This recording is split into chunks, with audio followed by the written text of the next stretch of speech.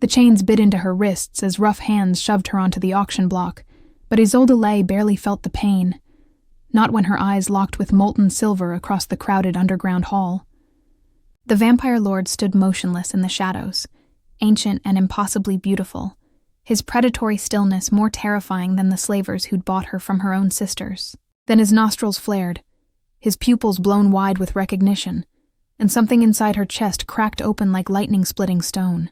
His lips parted around emerging fangs as he whispered one word that shattered 5 centuries of vampire law. Mine. Welcome to Vampire Tales, besties. Please like, share, and subscribe. Isolde had stopped crying 3 days ago, when her sisters sold her to the men in black suits.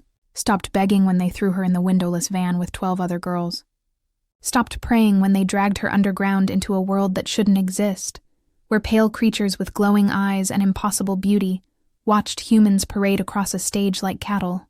She stood now in a thin white dress that clung to her curves, her dark hair wild around her shoulders, her heart hammering so hard she thought it might burst. The auctioneer's voice droned on about her bloodline, her health, her fertility, words that made her stomach turn. Pure human stock, gentlemen, no supernatural contamination. 23 years old, excellent breeding potential. A growl cut through the crowd. Low, lethal, vibrating with such primal fury that every vampire in the hall froze. Isolde's eyes snapped to the source. He stood at the back of the chamber, partially hidden by shadows that seemed to bend around him like living things. Tall, devastatingly handsome in a way that hurt to look at, with dark hair that touched his shoulders and features carved from marble and moonlight. But it was his eyes that paralyzed her, silver and ancient and fixed on her with an intensity that made her knees weak. Lord Lucian Blackthorn, the Blood King of the Eastern Territories, hadn't attended a blood auction in 200 years. He'd only come tonight as a favor to his second-in-command, who'd insisted on acquiring a new servant. But the moment the girl stepped onto the platform, her scent hit him like a physical blow. Honeysuckle and summer rain and something else. Something that sang to the darkest, most primal part of his vampire nature. His dead heart, silent for 5 centuries, gave a single, impossible beat. No, it couldn't be. Fated mates were legend, myth, a romantic story vampires told to explain obsession. He'd lived through empires rising and falling, had seen thousands of humans, had taken hundreds to his bed. Never once had he felt anything beyond fleeting hunger. Until now, his fangs descended without permission. His vision sharpened, narrowing to only her, the terrified human girl with curves that made his hands ache and eyes the color of amber in firelight. She stared back at him, and he watched her pupils dilate, watched the pulse in her throat flutter faster. She felt it too, the pull. The recognition. 200,000, someone called out. Lucian's growl deepened. Every vampire within 30 feet backed away. 300,000, another voice offered. He moved before conscious thought, crossing the hall in a blur of supernatural speed. The auctioneer stumbled backward as Lucian materialized beside the platform, his presence radiating enough power to make the weaker vampires drop to their knees. 5 million? Lucian said softly, never taking his eyes off the girl. In gold, delivered within the hour. And if anyone else makes a bid, I'll paint these walls with their blood. Silence, absolute terrified silence. Sold, the auctioneer whispered. Later that night, Isolde found herself in the back of a luxury car that probably cost more than her childhood home, sitting as far from the vampire lord as physically possible, while trying not to hyperventilate. He hadn't spoken since his men loaded her into the vehicle, hadn't touched her, just sat across from her in the darkness, watching her with those impossible silver eyes that seemed to see straight through her skin, to the frantic beating of her heart. "What's your name?" His voice was deep, cultured, with an accent she couldn't place. "Isolde." Her voice came out barely a whisper. "Isolde," he repeated, and the way he said it like a prayer, like a curse, made something low in her belly tighten. "I'm Lucian Blackthorn. I heard them say it." She forced herself to meet his gaze, even though every instinct screamed at her to look away. "You're the Blood King." A slight smile curved his perfect lips. "Afraid? Terrified. Good. Fear will keep you alive." He leaned forward slightly, and she pressed herself harder against the car door. "But you should know something, Isolde. I didn't buy you to hurt you." "Then why?" The question burst out before she could stop it. Why pay $5 million for me? His eyes flashed, fangs visible when he spoke. Because the alternative was watching someone else take you. And that, little human, would have required me to slaughter everyone in that hall. The next morning, Isolde woke in a bedroom larger than her entire apartment had been. Silk sheets, antique furniture, windows overlooking a sprawling estate that looked like something from a Gothic novel. She'd bolted the door from the inside, though she had no illusions it would stop him if he wanted in. He hadn't tried, hadn't done anything except show her to this room and tell her to rest. Now, in the pale morning light, she wondered if last night had been a nightmare. But the fading marks on her wrists from the auction house chains told the truth. A knock on the door made her jump. "Miss Isolde?" A woman's voice, human. "Lord Blackthorn requests your presence for breakfast." Requests. What a joke. He owned her, had the papers to prove it. 10 minutes later, after washing her face and changing into clothes that had mysteriously appeared in the closet, all in her exact size, which was deeply unsettling, she followed the servant to a dining room that could seat 50 people. Lucian sat at the head of the massive table, reading something on a tablet, a crystal glass of dark red liquid at his elbow. He looked up when she entered, and that same electric awareness crackled between them. "Sit." He gestured to the chair beside him, not at the far end of the table but right next to him. Isolde sat, eyeing the elaborate breakfast spread. Her stomach growled despite her fear. "Eat," he commanded softly. "You're too thin. My sisters didn't leave me much food money after they stole everything." The bitterness in her voice surprised her. Something dangerous flickered across his face. "Your sisters sold you, needed the money for their boutique. I was just—" She swallowed hard. "I was just in the way." Lucian set down his tablet with careful precision. When he spoke, his voice carried the weight of centuries. "Give me their names." "What? No, I don't want— I'm not going to kill them, Isolde, though I should." His fangs were visible now, his control slipping. "But they will return every cent they received. They will sign over any assets in your name, and they will never contact you again. Or I will reconsider the mercy I'm currently extending." She stared at him. "Why do you care?" He reached across the small space between them, and she went rigid as his fingers, cool but not cold, brushed her cheek. The touch sent electricity racing down her spine. "Because you're mine now," he said simply, "and no one hurts what belongs to me." A few days later, Isolde had learned several things about her new reality. 1. Lucian's estate was massive, with hundreds of staff, most of them human. 2. He apparently ran some kind of international corporation in addition to being vampire royalty. 3. He was gone most of the day handling business, which gave her time to explore and try to process her situation. And 4. She couldn't stop thinking about him. It was insane. He was a vampire, a predator, the thing that went bump in the night and drained people dry. She should be planning escape, not lying awake, remembering the way his eyes had darkened when he touched her face, or how his presence made her feel simultaneously terrified and safe. She was in the library because, of course, he had a library that put universities to shame when she heard voices in the hallway. "My lord, the council is demanding answers." A male voice, tense. "You haven't attended a meeting in a week. You've ignored 3 summons. And the rumors about the human girl are none of their concern." Lucian's voice, cold enough to freeze blood. "They're saying she's your mate, that you've gone mad. There are laws, my lord.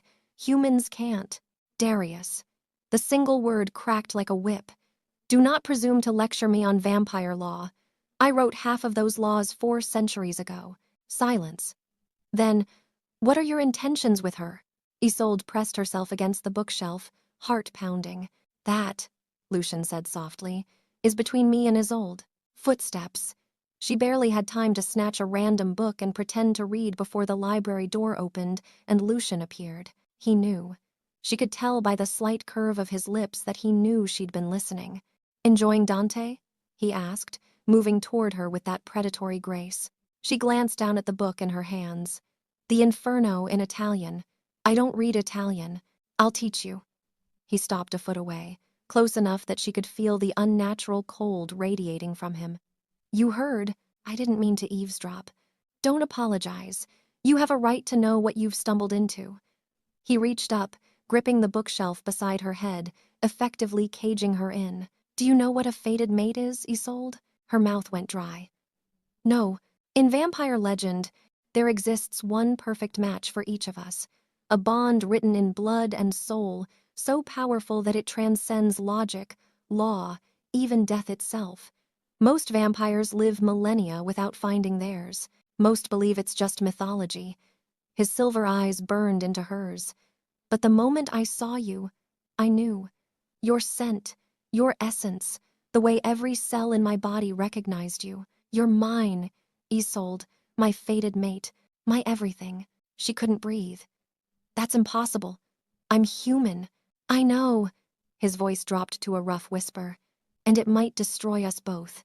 But I will burn the world down before I let anyone take you from me." That evening, Lucian insisted she join him for dinner. Not in the massive dining room, but in a smaller, more intimate space with a fireplace and French doors overlooking the garden. "I don't understand this," Isolde said, pushing food around her plate. He'd had the chef prepare her favorites, somehow he knew them already. "You're the Blood King. You could have anyone. Why me? Fate doesn't explain itself." He took a slow sip from his glass of blood. He never pretended it was wine around her, which she oddly appreciated. "But I stopped questioning it the moment I realized I couldn't stay away from you. This is insane. A week ago I had a normal life, terrible but normal. Now I'm living in a vampire castle with a man who—" She stopped, flushing. "Who what?" He leaned forward, eyes gleaming. "Who looks at me like I'm the only person in the world?" she whispered. "Because you are." He set down his glass. "For 5 centuries I've been alone, Isolde.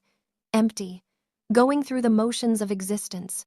Then you walked into that hall, and I felt something I thought had died when I turned. Hope." A log cracked in the fireplace.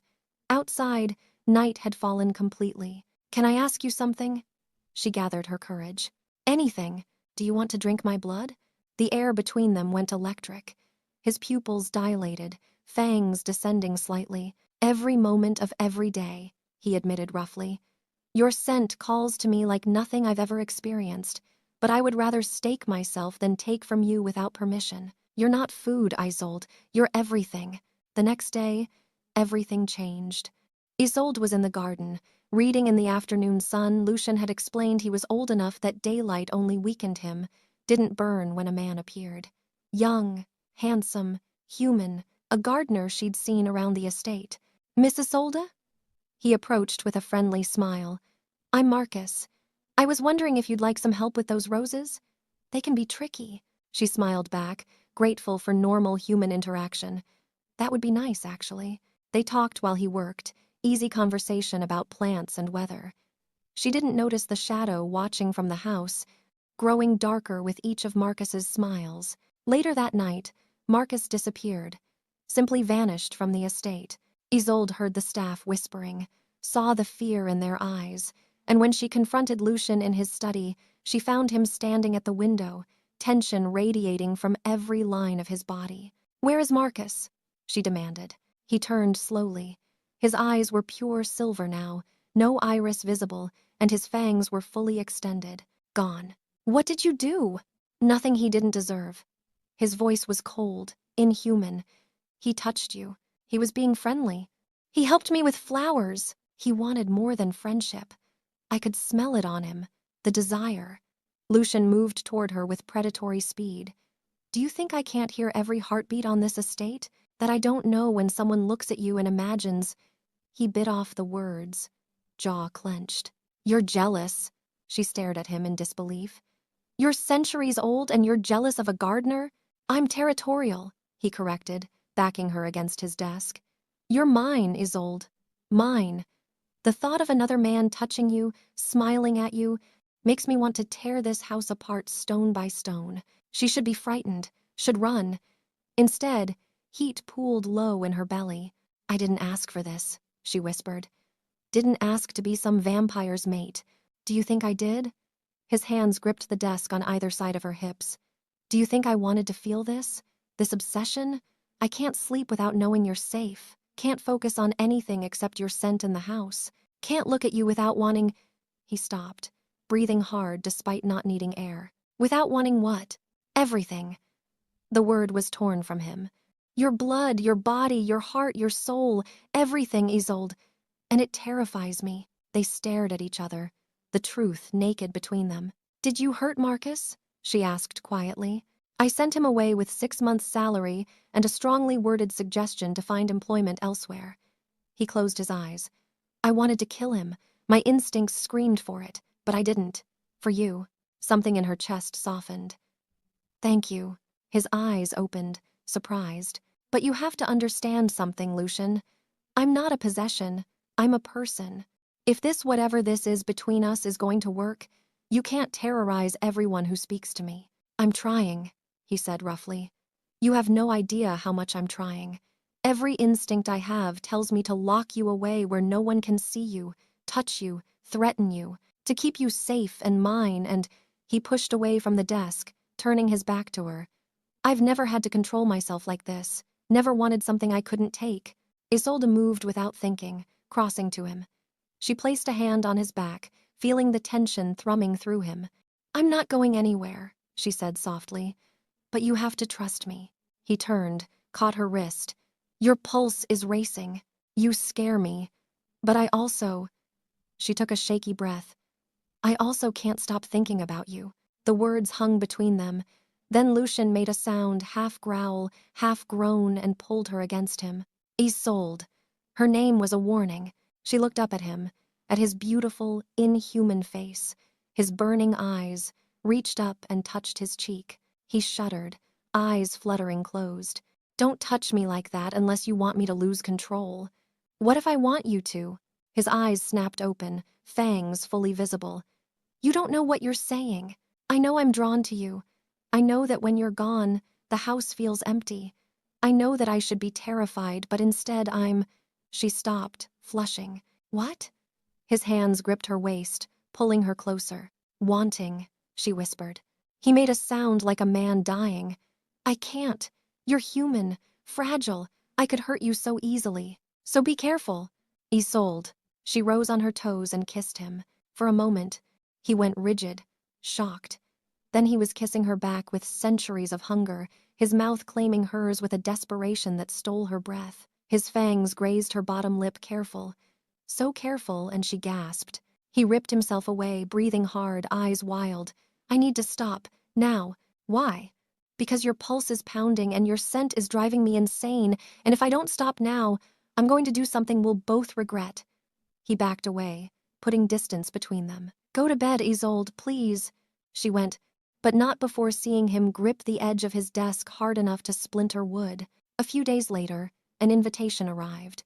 Heavy black cardstock with silver lettering. The Vampire Council requests the presence of Lord Lucian Blackthorne at the winter convocation. Attendance is mandatory. Lucian stared at it with cold fury. You have to go? Isolde asked from where she sat curled in a chair in his study. She'd been spending more time with him, and he hadn't questioned it, just made space for her, brought her tea, let her exist in his presence. They want to see you, he said quietly, to verify the rumors, to decide if our bond violates the law. Her blood ran cold. What law? Vampires aren't forbidden from taking human lovers, but claiming a human as a true mate, bonding them through blood that crosses a line, it gives you power in our world. Rights, protection. His jaw clenched. The council won't approve. Then don't take me. Go alone. He looked at her like she'd suggested he cut out his own heart. I'm not leaving you here unprotected. Your staff couldn't stop a determined vampire. He crossed to her, kneeling beside her chair. The moment the council learned about you, you became a target. Rival houses will see you as my weakness. They'll try to take you to control me. Fear spiked through her. So what do? We go together. I present you to the council, and I make it clear that any vampire who touches you will face me in blood combat. His hand cupped her face. I'll protect you, Isolde. With my last breath, I'll protect you. The next night, they drove 3 hours to the council chambers, a Gothic mansion that made Lucian's estate look modest. Isolde wore a black dress Lucian had provided, simple but elegant, and tried not to vomit from nerves. Stay close to me, Lucian murmured as they entered. Don't speak unless spoken to.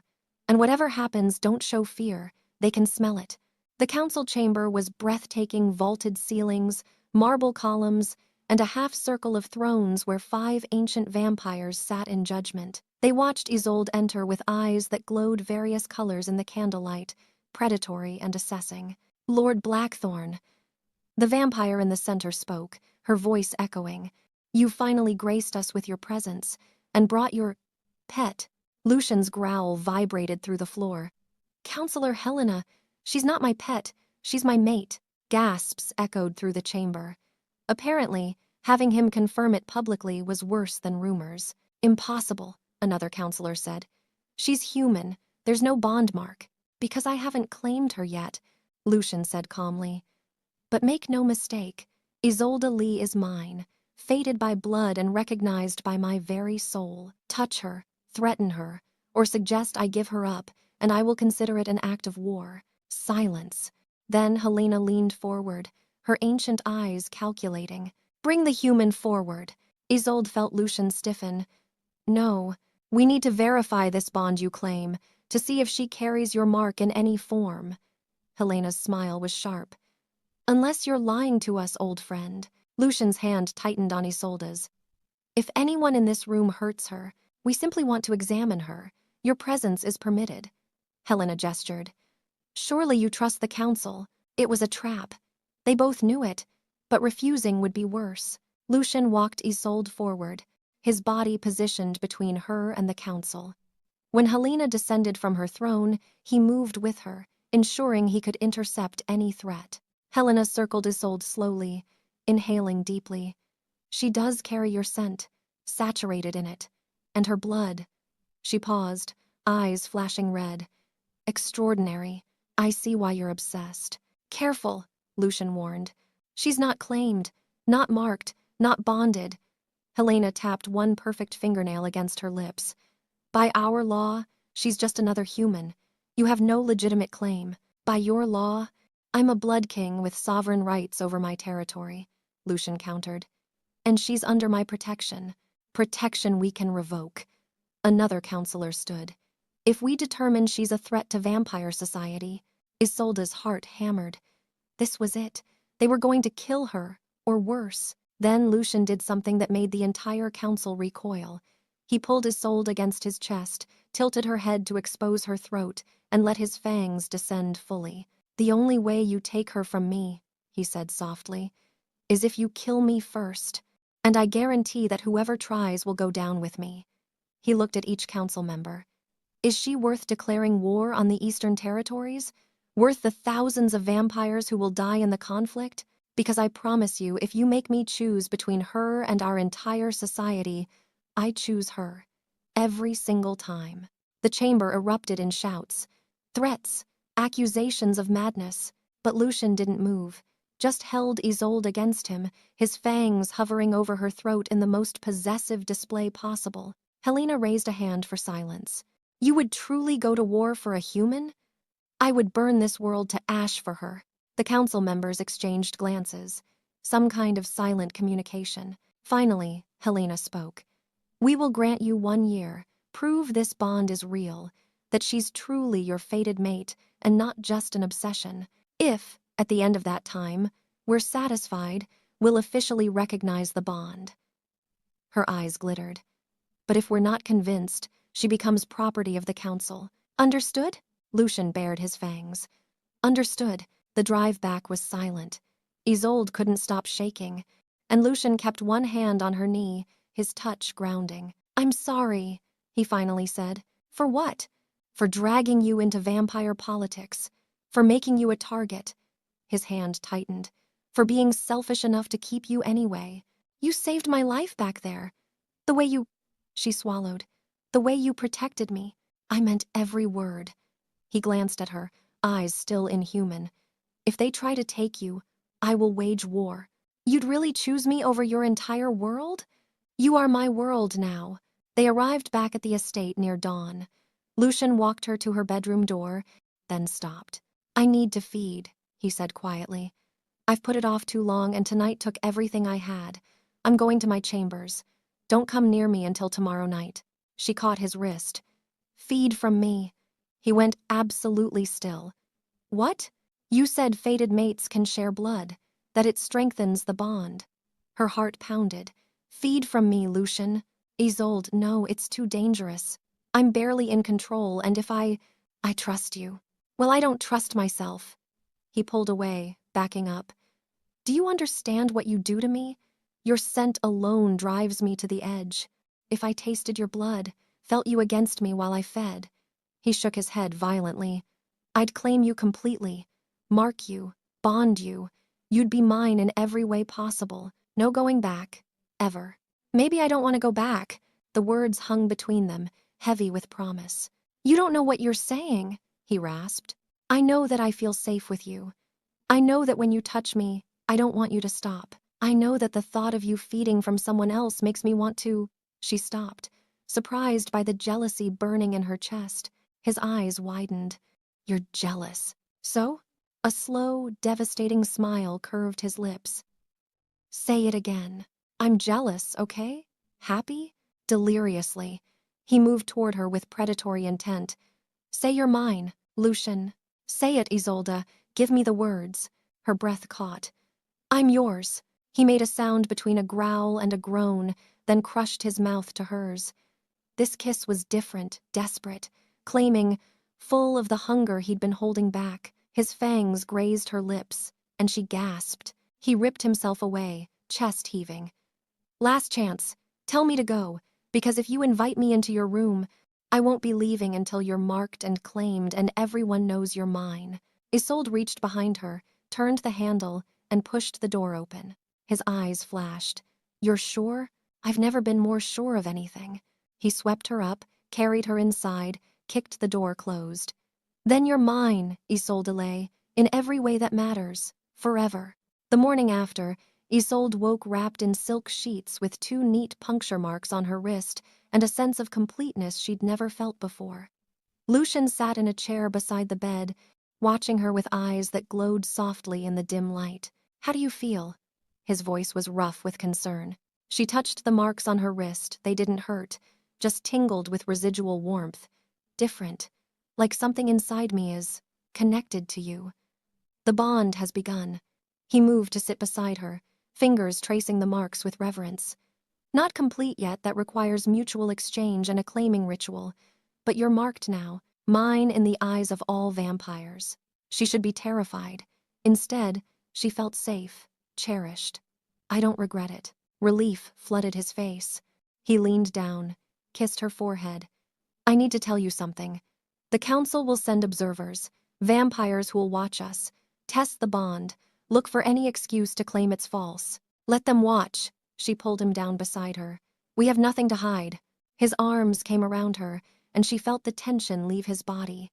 For the first time in 5 centuries, the Blood King of the Eastern Territories allowed himself to simply hold someone he loved. A few days later, the observers arrived.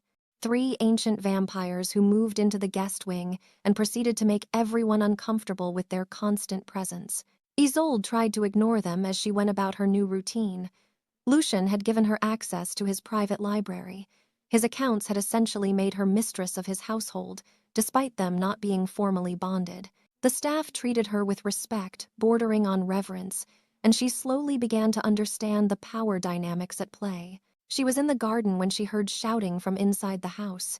You dare question me? Lucian's voice, cold with fury. She hurried inside to find him facing off with one of the observers, a pale vampire with cruel eyes. I question the validity of this supposed bond, the observer sneered. She's human, weak. How can the great Lucian Blackthorn be mated to something so fragile? Careful, Valen. Lucian's voice dropped to a lethal whisper. You're in my house, on my territory, testing the bond, as ordered. Valen's eyes slid to Isolde. Perhaps I should examine the girl more closely, see what's so special about her blood. He moved with vampire speed, but Lucian was faster. One moment Valen was reaching for Isolde, the next he was pinned against the wall, Lucian's hand around his throat. Touch her and die, Lucian said softly. There is no law, no council, no authority that will stop me from tearing you apart if you so much as breathe in her direction. Valen's eyes widened with genuine fear. The council. The council isn't here. I am. Lucian's fangs were fully extended. And in my territory, my word is law. Report that to Helena. Tell her if she sends another vampire who threatens my mate, I'll return them in pieces. He released Valen, who stumbled away, then disappeared in a blur of motion. Isolde's hands were shaking. Lucian was at her side instantly, pulling her against him. I'm sorry you saw that, he murmured, but I meant every word. I know. She pressed her face against his chest. Thank you for protecting me. Always. He tilted her chin up. Are you all right? Shaken but okay. She managed a smile. My vampire boyfriend is a little scary when he's angry. His eyes softened. Boyfriend? Is that not the right term? Mate? Lover? Terrifying immortal who threatens people for me. He laughed, actually laughed, and the sound was beautiful. Any of those work, though I prefer mate. He kissed her, soft and sweet. My mate. Later that night, Lucian had to attend business in the city. He was reluctant to leave her, but the remaining 2 observers made it clear they weren't threats. Still, he extracted promises from his entire staff to watch over her. Isolde was reading in the library when she heard the glass shatter. She looked up to find a vampire she didn't recognize, climbing through the broken window, young, feral-looking, eyes blazing red with hunger. You're her, he hissed. Blackthorn's human whore. Terror spiked through her. She backed toward the door, but he was faster, blocking her escape. They're paying a fortune for you, dead or alive. He smiled, fangs dripping. I prefer alive. More fun that way. She screamed for help and felt something inside her chest pulse. The bond. Lucian would feel her fear, but would he make it in time? The vampire lunged. She dodged, throwing books, but he was too fast. He caught her arm, claws digging in, and she cried out in pain. Then the window exploded as Lucian came through it like an avenging angel. The transformation in him was terrifying. Gone was the controlled, careful vampire. This was a predator unleashed eyes, pure silver fire, fangs bared. Moving with such speed he seemed to blur. He tore the attacking vampire away from Isolde and proceeded to destroy him. The violence was brutal, efficient, and over in seconds. By the time the other vampires arrived, the attacker was ash on the library floor. Lucian stood, breathing hard, covered in blood, eyes still wild. Then he saw Isolde crumpled in the corner, clutching her bleeding arm, and the wildness focused into something even more intense. He was at her side instantly, gathering her up. You're hurt. He hurt you. I'll kill him again. Lucian. She touched his face with her good hand. I'm okay. You saved me. Your arm will heal. She managed a shaky smile. You got here in time. I felt your terror through the bond. I've never moved so fast in my life. He cradled her against him. Gods, Isolde, if I'd been a minute later, but you weren't. She pressed her face against his blood-stained shirt. You came for me. The observers had the grace to look uncomfortable. One cleared his throat. That was a display of a true mate bond. No vampire reacts that way to anything less. Lucian ignored them, carrying Isolde to his chambers. He tended her wounds himself, his hands shaking slightly, the only sign of how terrified he'd been. This is my fault, he said quietly, bandaging her arm with supernatural gentleness.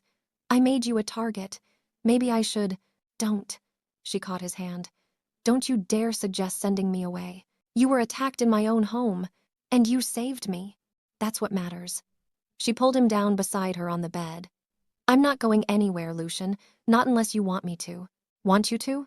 He stared at her incredulously.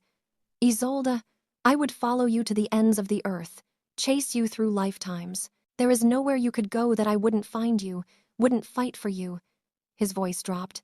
You're everything, my heart, my soul, my reason for existing after 5 centuries of emptiness. Then stop trying to protect me from yourself. We're in this together. He kissed her, then deep, claiming, full of desperate need. When he pulled back, his fangs were visible, his control fraying. I need to complete the bond, he said roughly. Mark you fully so all vampires know you're protected. But it's permanent, Isolde. No going back. And it will change you. Not into a vampire, but into something between. You'd have some of my abilities, live longer, heal faster, but you'd also be tied to me forever. In ways even death can't break. Her heart pounded. This was it. The moment everything changed. Do it, she whispered. Make me yours completely. His eyes blazed. You're sure? I've never been more sure of anything. The claiming ritual was ancient, sacred, and private. Just Isolde and Lucien in his chambers as night fell completely. He'd explained it carefully. He would drink from her throat this time, marking her in the most visible way possible. Then she would drink from him, his ancient blood mixing with hers, creating an unbreakable connection. It will hurt at first, he warned, positioning her on his lap, her back against his chest. But then it will feel intense. Good. The bond snapping into place is overwhelming. I trust you. She tilted her head, exposing her throat. His breath ghosted over her skin. Last chance, Isolde. Just do it before I pass out from nerves. He laughed softly, then struck. The pain was sharp but brief, replaced almost instantly by pleasure so intense she gasped. She felt his fangs in her throat, felt him drinking, and it was the most intimate thing she'd ever experienced. Her blood flowing into him, his low groan of pleasure, the way his arms tightened around her. Then he pulled back, sliced his own wrist, and pressed it to her lips. Drink, love, complete the bond. His blood was strange, cold, but somehow warm, tasting of night and power and eternity. The moment it touched her tongue, the world exploded. The bond snapped into place like lightning. She felt everything he felt, his love for her, fierce and protective and obsessive. His terror when she'd been attacked, his desperate need to keep her safe, his absolute devotion. And he felt her too. Her acceptance of what he was, her trust, her growing love that matched his own. When it was done, they sat wrapped around each other, both shaking from the intensity. You're mine now, he whispered against her hair. In every way that matters. Forever. She turned in his arms, kissed him. And you're mine. All of you. The vampire and the man. His eyes glowed with joy and possession. All of me, always. The next morning, the observers departed with their report. The bond was real, undeniable. The council would have no choice but to recognize it. But Isolde barely noticed their leaving. She was too focused on the new sensations flooding through her enhanced hearing, sharper vision, and most importantly, the constant awareness of Lucien through the bond. She could feel his emotions, sense his location, knew instinctively when he was near. It's overwhelming at first, he said, finding her in the garden where she was marveling at suddenly being able to see individual leaves on trees 50 feet away. But you'll adjust. I can feel you, she whispered, inside my chest, like you're part of me now. I am. He pulled her into his arms. And you're part of me, forever, Isolde. She looked up at him, this beautiful, dangerous, devoted creature who'd upended her entire world. I love you. It was the first time she'd said it. His eyes widened, then filled with something that looked almost like tears. Say it again, he demanded roughly. I love you, Lucien Blackthorne, my vampire, my mate, my everything. He kissed her like a man drowning, like she was air and water and life itself. When he finally pulled back, he rested his forehead against hers. I have loved you since the moment I saw you, he whispered. Will love you until the stars burn out. You are my miracle, Isolde, my impossible, perfect miracle.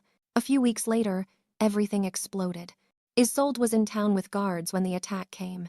5 vampires, moving in coordinated assault, overwhelming Lucien's men with brutal efficiency. She tried to run, tried to fight, but they were too strong, too fast. She woke in a stone cell, chains around her wrists, head throbbing. Ah, she wakes. A female voice, cultured and cold. Isolde looked up to find a vampire of extraordinary beauty standing before her. Ancient power rolled off her in waves. Who are you? Seraphine, former lover of your mate. The vampire's smile was cruel. He and I were together for decades. Then he tired of me, cast me aside. Imagine my fury when I learned he'd bonded with a human. She circled Isolde like a predator. A weak, pathetic human, What do you have that I don't? His love, Isolde said quietly, and felt satisfaction when Seraphine's eyes flashed with rage. Love, she spat the word. He'll forget you within a century. Humans are toys to us, temporary amusements. Then why go through the trouble of kidnapping me? Because killing you will hurt him, and I want him to suffer as I did. Seraphine's fangs extended. I'll drain you slowly. Let you die knowing he'll spend eternity mourning his precious mate. Lucian felt the moment Isolde's terror spiked through the bond. He was in a meeting with his advisors, and the sensation hit him like a physical blow. She's in danger. He was on his feet, moving. Someone has her.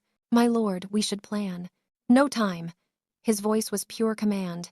Gather every vampire loyal to me. We're going to war.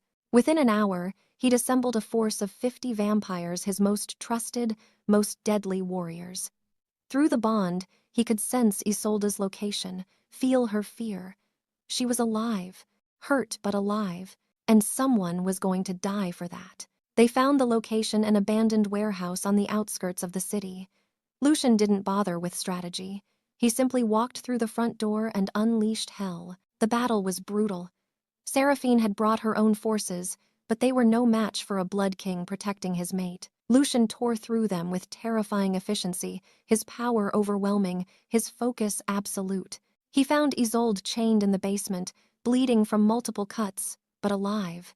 The relief nearly drove him to his knees. Lucian, she whispered. I'm here, love. I'm here. He tore the chains apart with his bare hands, gathered her into his arms. You're safe now. Seraphine is about to learn what happens when someone threatens what's mine. He carried Isolde upstairs, handed her to his most trusted guard. Get her to safety. Now. Then he turned to face Seraphine, who stood surrounded by his warriors, trapped. You took my mate, he said softly. Hurt her, terrified her. Give me one reason I shouldn't tear you apart. You loved me once, Seraphine tried. I never loved you. I tolerated you. There's a difference.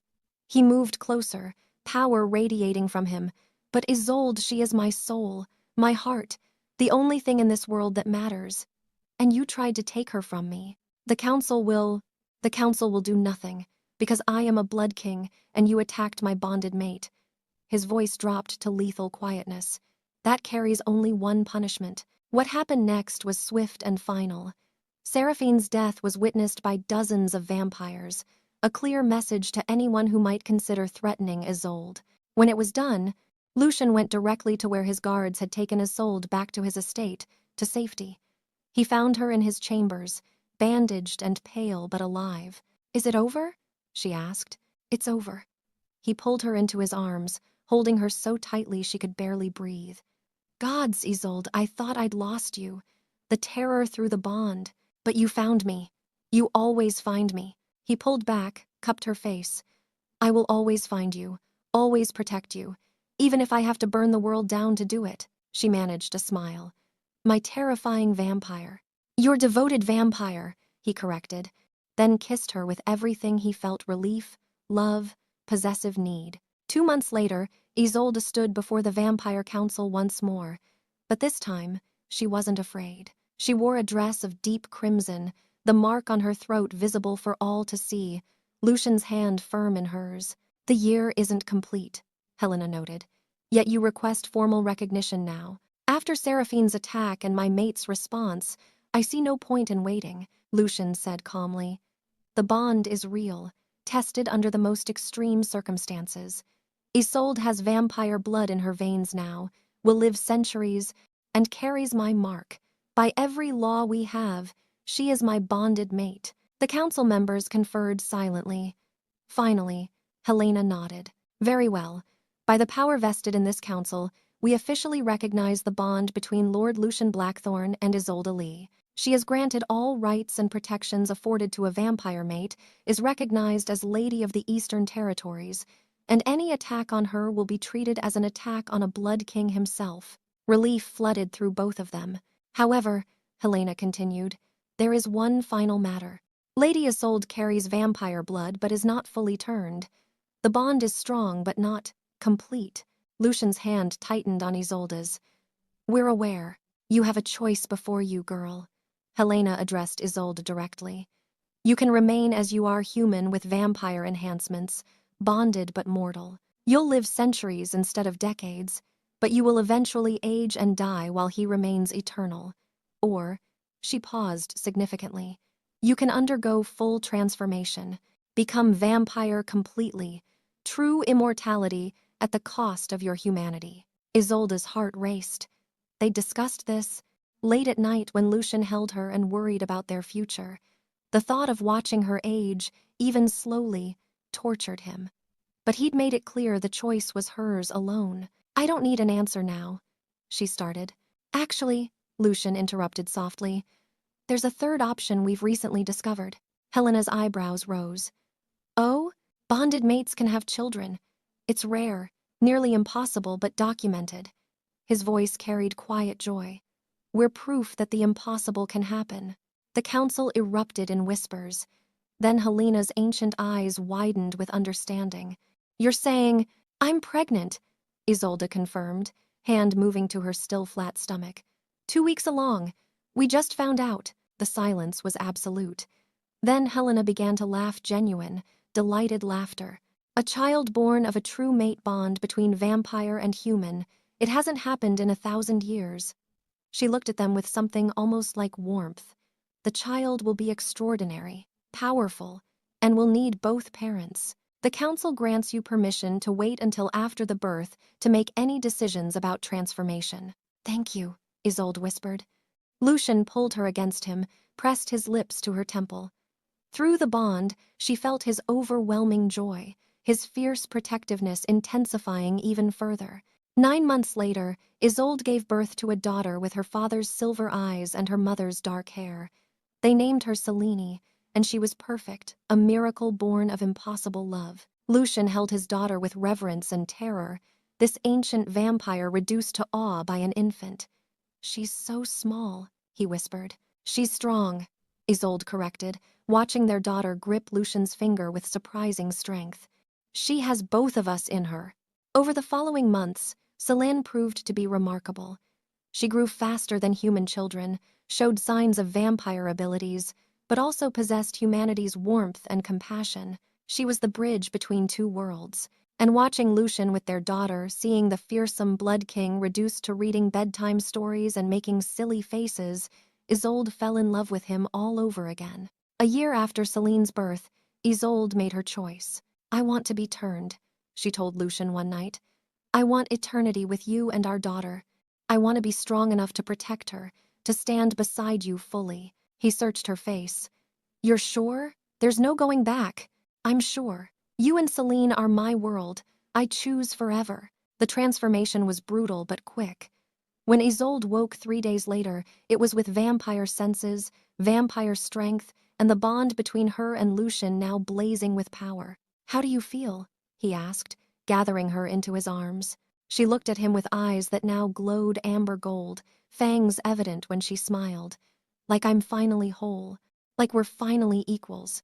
We were always equals, he corrected. But now we have eternity to prove it.